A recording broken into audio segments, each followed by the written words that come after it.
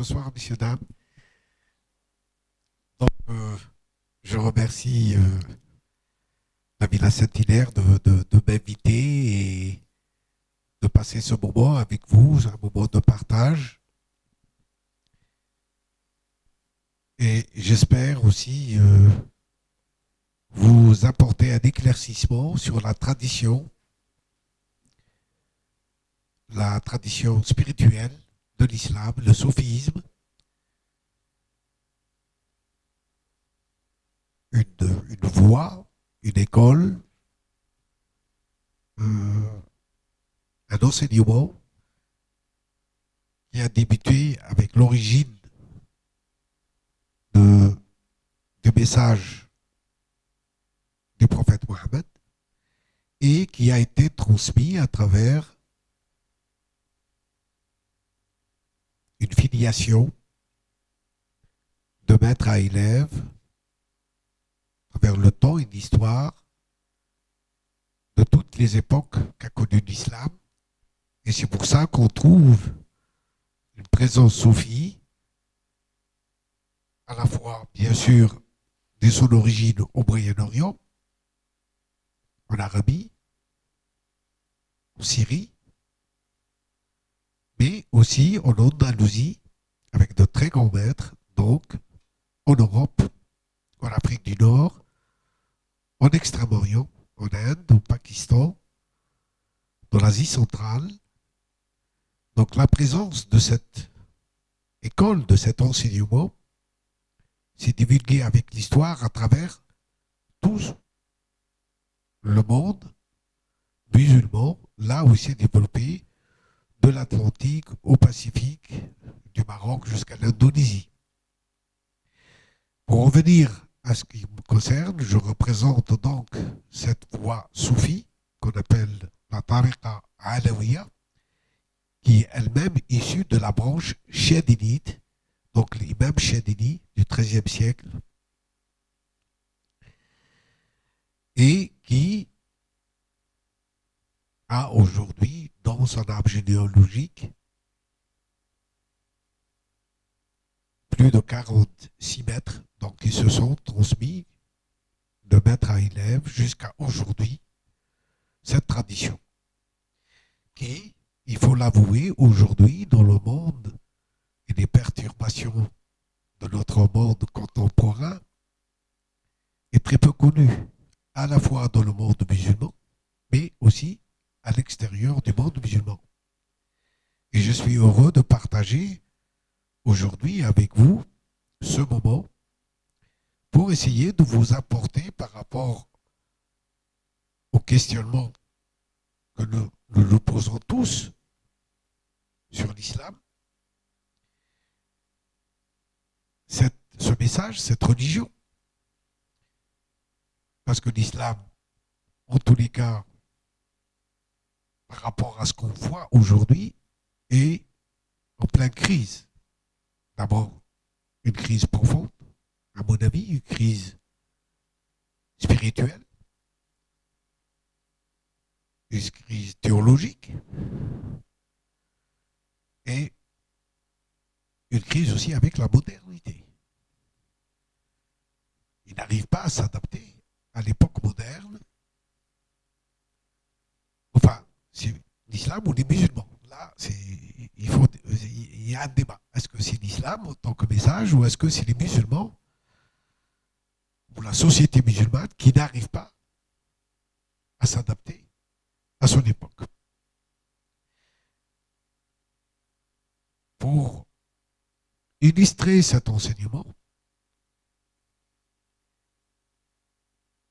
qui, en rapport avec l'exposition qui nous entoure, qui est là une expression sur la répétition.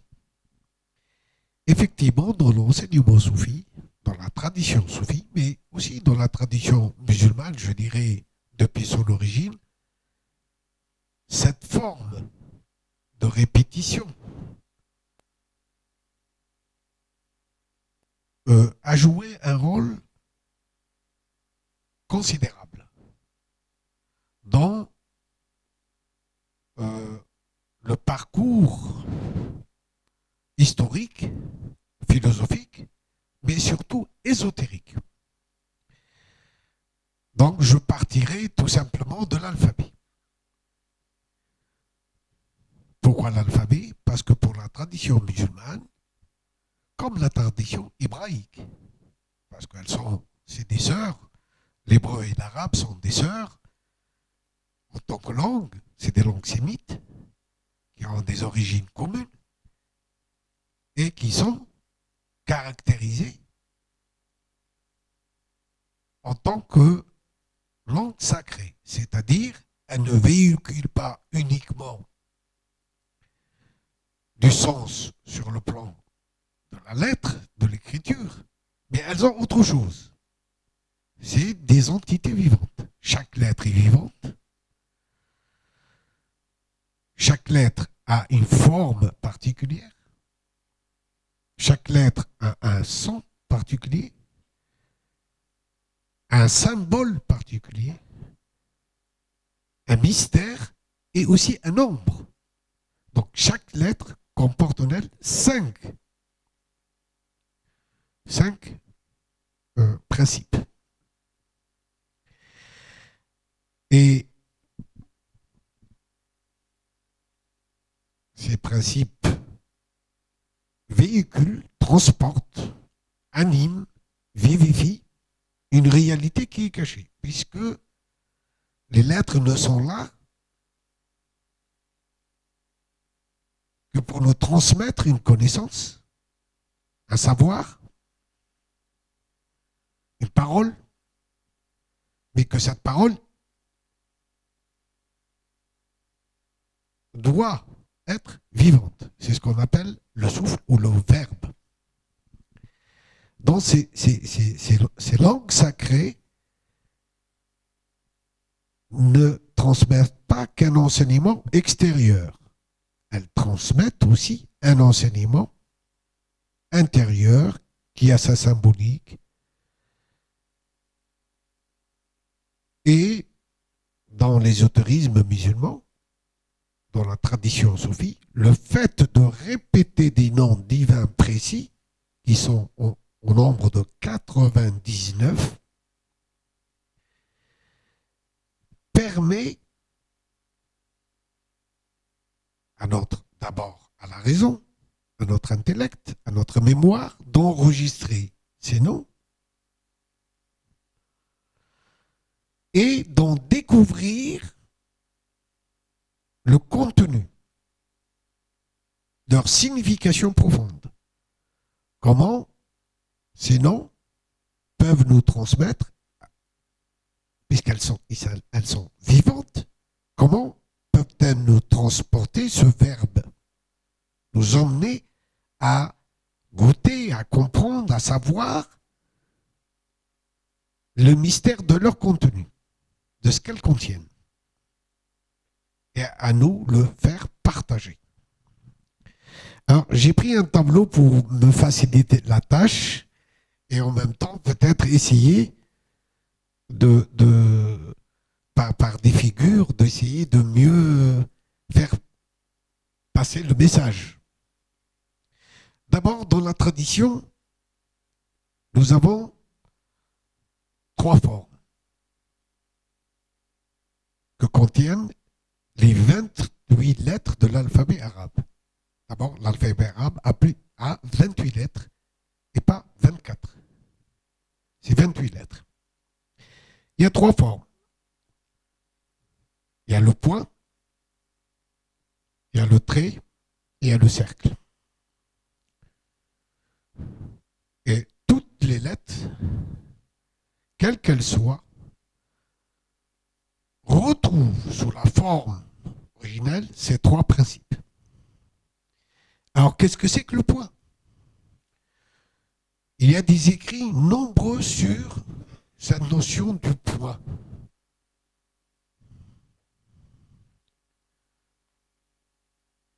Dans la tradition soufie, nous avons de nombreux textes qui parlent de ce point. Parce que pour les soufis, en tous les cas pour la tradition spirituelle, le point est à l'origine de la création. c'est par le point. Et ce qu'il contient comme force, énergie, puissance, c'est par lui que la création s'est manifestée. Donc, si nous prenons ce point, qu'est-ce qu'il devient? Donc, du point est parti, le point a en quelque sorte fondu, coulé, s'est exprimé et il a formé le trait. Et voilà la première lettre de l'alphabet qui est née. C'est le alpha ou le alif en arabe. Avec cette notion de point qui est descendu de bas vers le haut et qui a formé le premier trait géométrique. Donc, la forme nous amène vers la géométrie. Voilà, la géométrie de la première lettre correspond à la naissance et l'expression et la naissance de la première lettre qui provient de ce point qui résumait à lui-même le contenu des univers, de toute la création. Donc c'est de lui qu'a jailli dans l'espace et le temps la première lettre qui va devenir l'intellect. C'est-à-dire le alif, le alpha, les Grecs, le alif va devenir l'intellect. Il va devenir aussi, s'il est la première lettre, sous la forme d'un trait, il va devenir, ça c'est la forme, mais il va devenir le premier son. Le A, le son qui provient du plus profond de la poitrine, du plus profond de la gorge.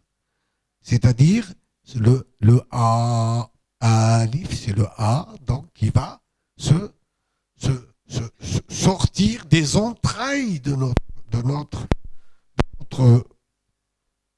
notre poitrine, le alif. Mais étant la première lettre, il est aussi le premier chiffre. C'est-à-dire que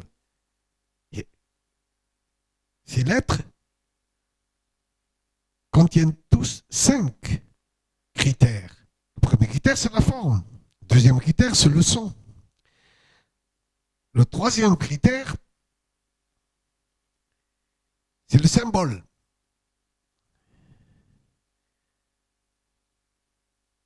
Le quatrième critère, c'est le nombre. Chaque lettre correspond à un nombre. Le alif va correspondre au nombre 1.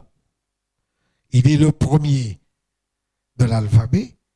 Il est le 1 par excellence qui incarne le principe de l'unité. C'est de lui que partent les autres chiffres, comme c'est de lui que vont partir les autres lettres.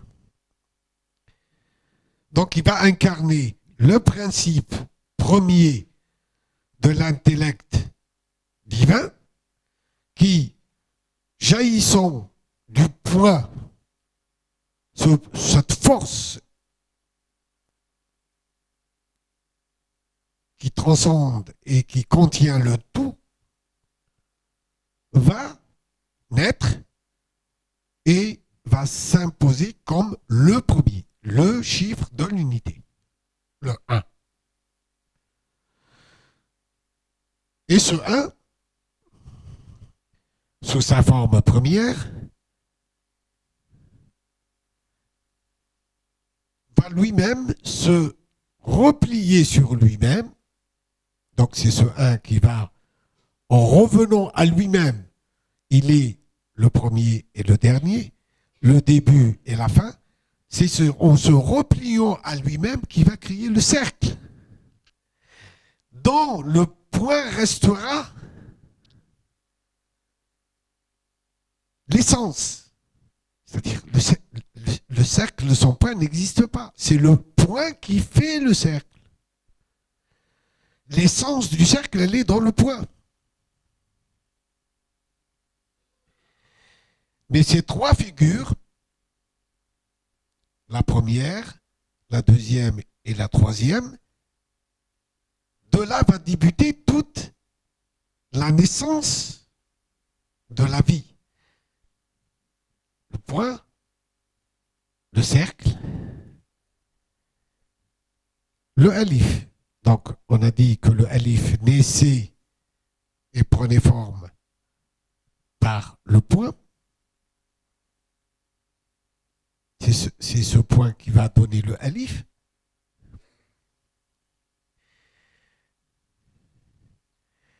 Et là, c'est le début dans la tradition spirituelle, le début de la création, de la naissance, du 2, du 3, etc. Donc, de la matérialisation des choses qui prennent forme, qui prennent vie, qui prennent expression, qui prennent singularité. Mais toutes contiennent en puissance la première lettre. Et toutes contiennent en puissance, avant d'être des lettres, le point. Chaque être contient en lui-même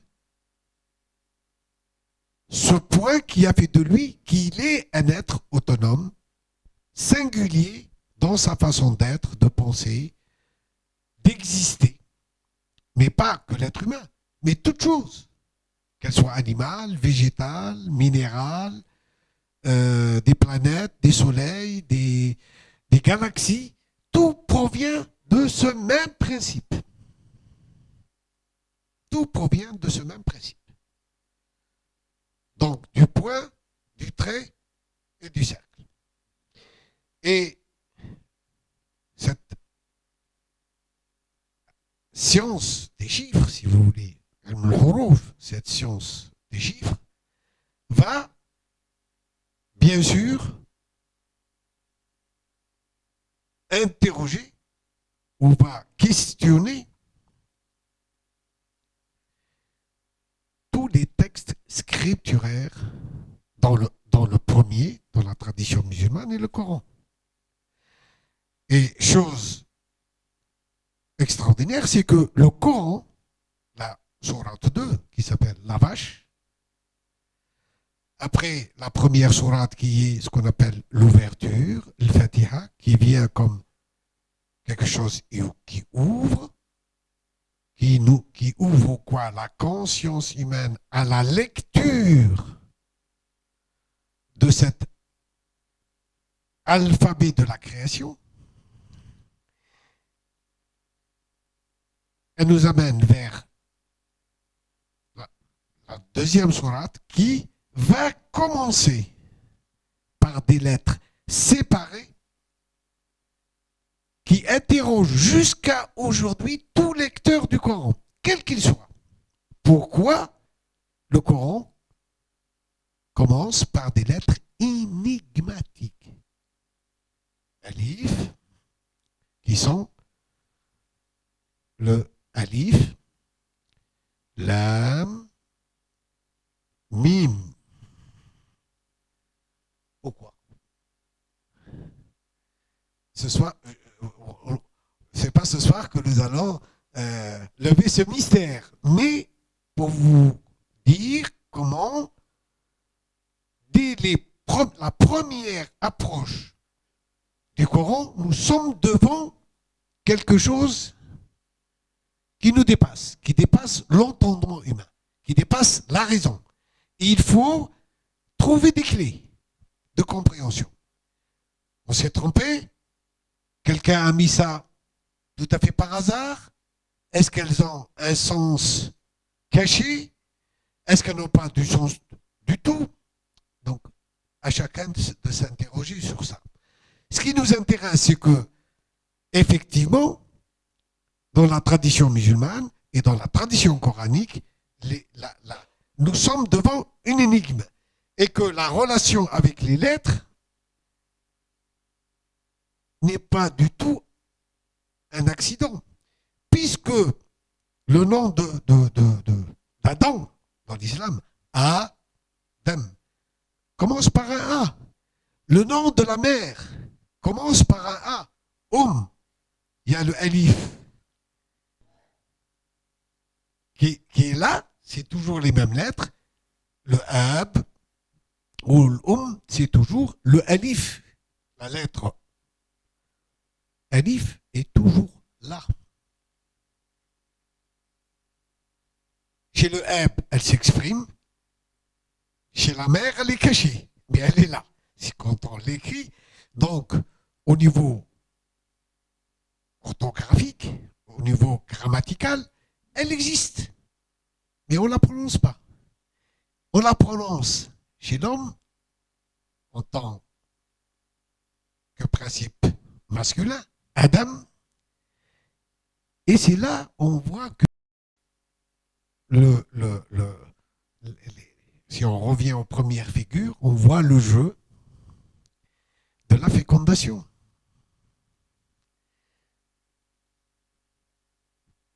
Le cercle n'est rien d'autre que la matrice. Le principe féminin. Le ventre.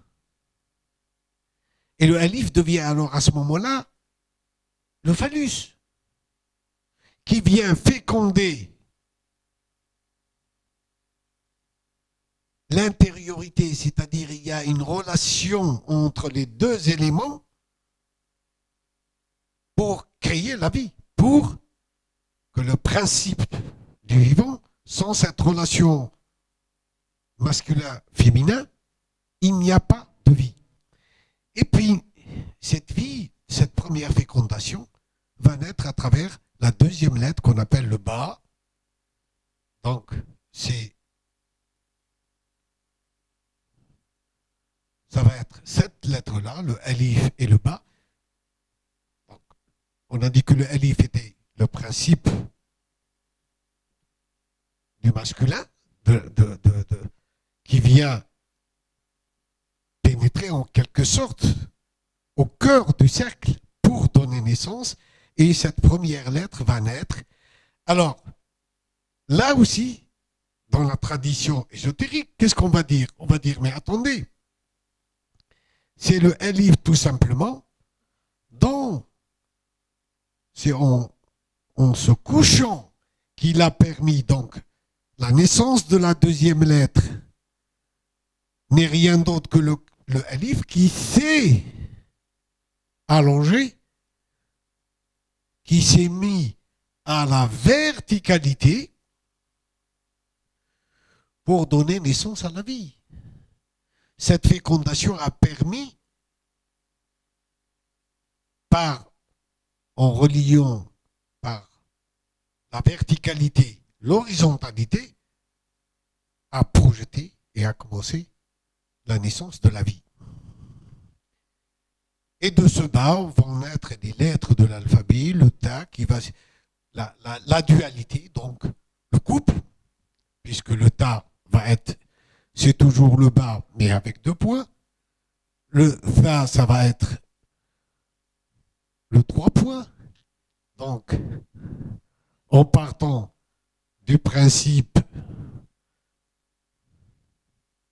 de ce premier principe, la première lettre, nous allons à la deuxième qui va donner naissance à la troisième, qui va donner naissance à la quatrième. Nous voyons que c'est toujours le jeu du trait et du point qui vont former, animer, donc même sous leur forme géométrique, les lettres portent des symboles, parlent, agissent et permettent à l'interrogation, à notre interrogation intérieure de nous emmener vers ces connaissances cachées. Ils sont cachés en elles. Alors, je vais arrêter avec les lettres parce que sinon, ça c'est toute une science qui a sa symbolique, on peut passer toute une vie à étudier donc Simia, elle porte un nom en arabe, Simia, Lamia, Limia. Donc il y a trois sciences, si vous voulez, qui se rattachent à l'étude de ces du mystère de l'alphabet, du mystère de Ilm al-Huruf, donc la science des lettres, pour revenir vers des choses qui peut-être, parce que par manque de temps, je n'ai quand même qu'une demi-heure, je crois, pour assister un petit peu à la réunion spirituelle, de partager avec vous aussi un moment d'un concert spirituel soufi. Donc, pour résumer, je dirais que dans cette alchimie de l'alphabet, il y a là tout un mystère, toute une, tout un des états de conscience qui nous permettent d'accéder à cette réalité, la réalité du principe de l'unicité, donc toujours de là, qu'elle soit dans son aspect géométrique, qu'elle soit dans son aspect mathématique, et qu'elle soit dans son aspect du son qui nous vient soit de l'intériorité, soit, parce que le bas, par exemple, ce sont, quand on prononce le B, ce n'est que les lèvres. Quand on prononce le C, c'est la langue. Donc, il y a trois façons d'exprimer la lettre, le son d'une lettre. Et chacune d'elles a, chaque lettre contient sa propre révélation. Associée à d'autres lettres, vont nous donner du sens. L'alphabet reste, à nos yeux, inopérante tant que les lettres, comme les êtres vivants, ne se sont pas mis ensemble. C'est-à-dire, c'est en s'assemblant que les lettres vont parler, donner du sens, faire le mot qui va donner la phrase, et la phrase qui va donner des chapitres, les chapitres qui vont donner des livres, et c'est ainsi que les connaissances, les savoirs se sont transmis depuis la nuit des temps. C'est par l'association des lettres qu'on a pu transmettre. Ainsi, la vie, c'est aussi une façon de réunir les êtres, hommes-femmes, principe féminin, principe masculin. C'est dans leur unité qu'ils vont projeter, faire naître la vie. Et que des générations se sont succédées à travers ce même principe. Ce principe de rencontre entre deux êtres, et dans notre façon d'agir, dans notre façon de parler, nous communiquons soit à travers des sons et à travers des lettres, soit de la joie, soit de la peine, soit de l'amour, soit de la haine. C'est une association de mots. Le monde manifesté n'est rien d'autre qu'une association de lettres et de mots. Alors, comment arriver à cette réalité qui nous habite, à faire en sorte pour que cette association puisse naître en nous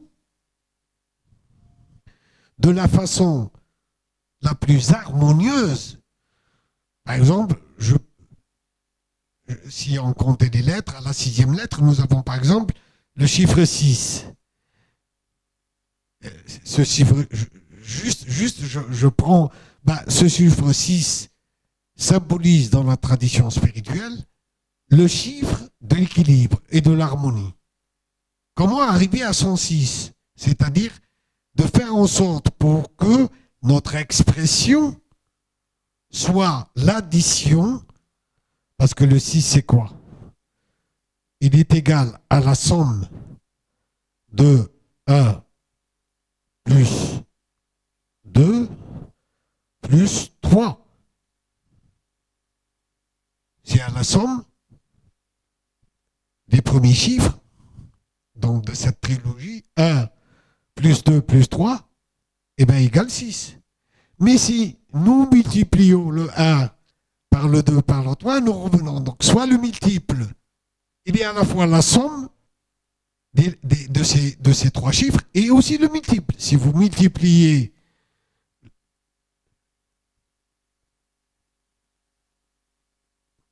le 1 par le 2 par le 3, vous allez arriver aussi à 6. Donc, il est à la fois la somme et le multiple de ces trois, pour dire que comment nous pouvons nous trouver dans un état d'équilibre, dans un état d'être. Et c'est là que l'enseignement traditionnel va dire, eh ben, c'est par la méditation des noms divins qui contiennent ce secret, qui contiennent cette énergie, que l'homme, quand je dis l'homme, c'est l'être, hein, homme ou femme, peut retrouver l'équilibre, harmonie avec lui-même et dans son environnement. Donc vous voyez que nous sommes loin de l'interprétation qu'on fait aujourd'hui de ce contenu du message caché dans la tradition musulmane. Nous sommes là dans une autre perspective et une autre, je dirais même, destination, puisque on n'est pas religieux pour être religieux, mais on est religieux par la quête, par se religarer, pour se rattacher à l'essence, pour se rattacher à l'essence divine, à l'essence de nous-mêmes et à l'essence de tout ce qui anime la création.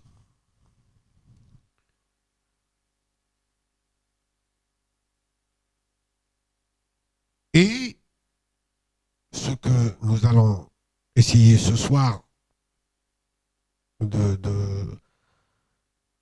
partager avec vous, c'est comment, dans ces réunions spirituelles, ces concerts spirituels, on utilise les noms divins, on utilise la musique, donc toujours le son, qui est ce son originel.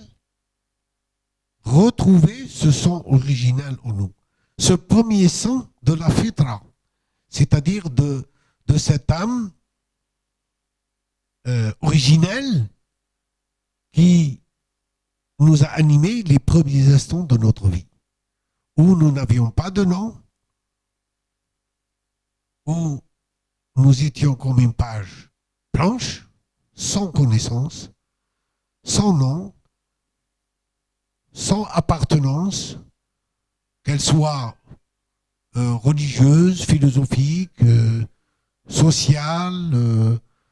Donc, un bébé, quand il naît, la seule chose qu'il sait faire, c'est prononcer ce premier son.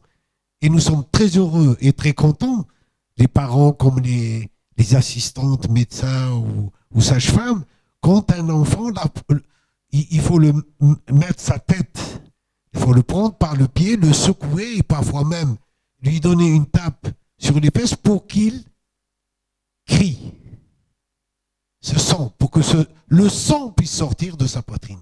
Le son qu'il puisse s'exprimer par ce son original qui sort pour la première fois. Et ce son, c'est le son de l'origine. C'est ce son qui a fait naître le verbe de la création.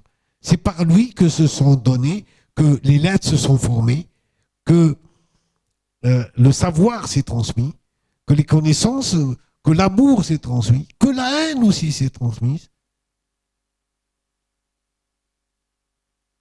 Donc, à chacun de nous, quand il utilise ce potentiel en lui, qu'il l'utilise de la façon dont il convienne.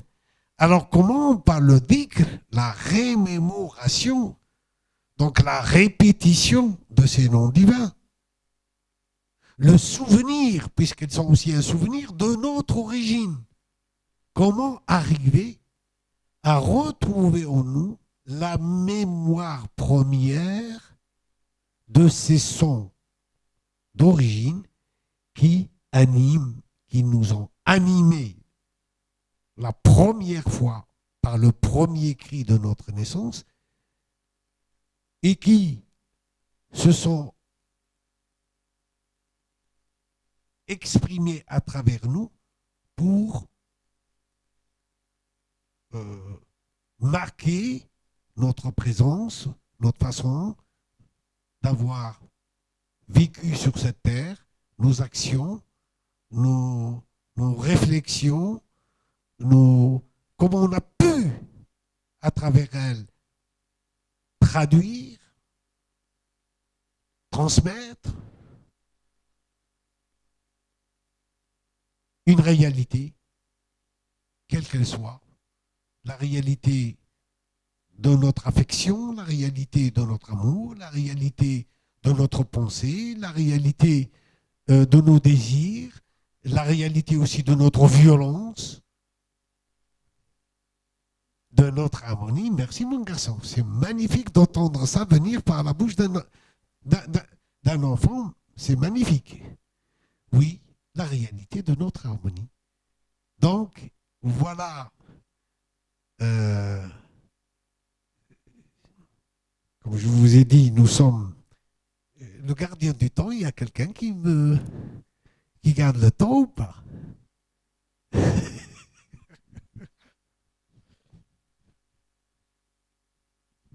Parce qu'il est déjà presque 8 heures,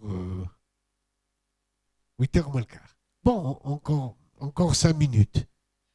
Je voulais aussi vous dire qu'il y a une revue qui s'appelle Reflet, qui a fait un très grand reportage sur le soufisme et la tradition soufie, qui vient de sortir ce mois-là. Donc, si vous souhaitez connaître le contenu, la tradition soufie et l'actualité dans cette actualité mouvante aujourd'hui que traverse l'humanité, comme je vous le dis au départ, elle est peu connue. Et encore moins chez les musulmans, parce que les musulmans croient que le soufisme ne vient pas de l'islam. Chose incroyable. Que le soufisme n'a pas ses origines dans l'islam, mais que c'est quelque chose qui s'est greffé de l'extérieur dans le monde musulman. Alors que dans la tradition du tasawwuf, toute l'histoire du tasawwuf débute avec les premiers compagnons et toutes les chaînes spirituelles qui descendent depuis 14 siècles viennent des plus proches des compagnons des prophètes.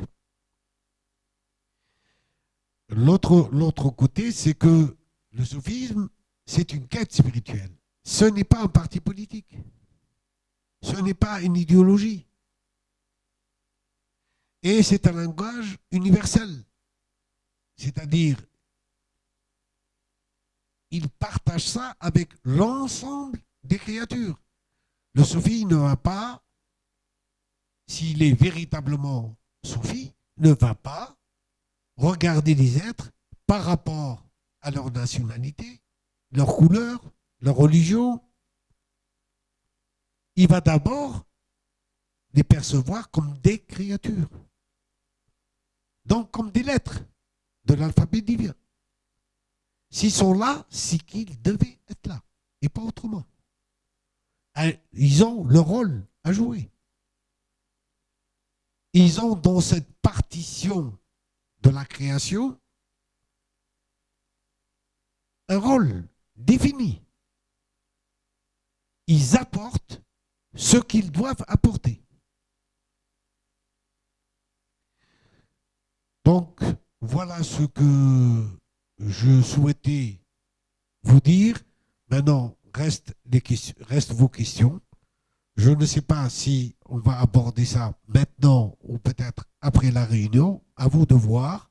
Est-ce qu'on va aborder le moment des questions maintenant et terminer plutôt avec le concert spirituel ou faire le concert spirituel et après revenir aux questions? Qu'est-ce que vous souhaitez?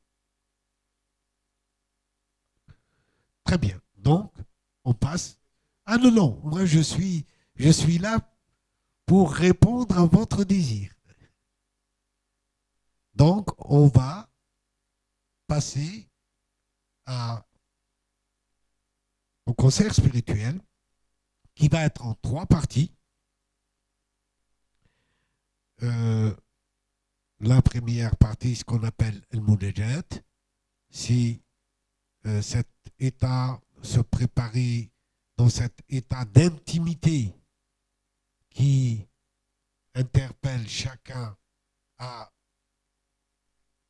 Parce que dans le Tassouf, il y a le concert spirituel doit à 3 critères.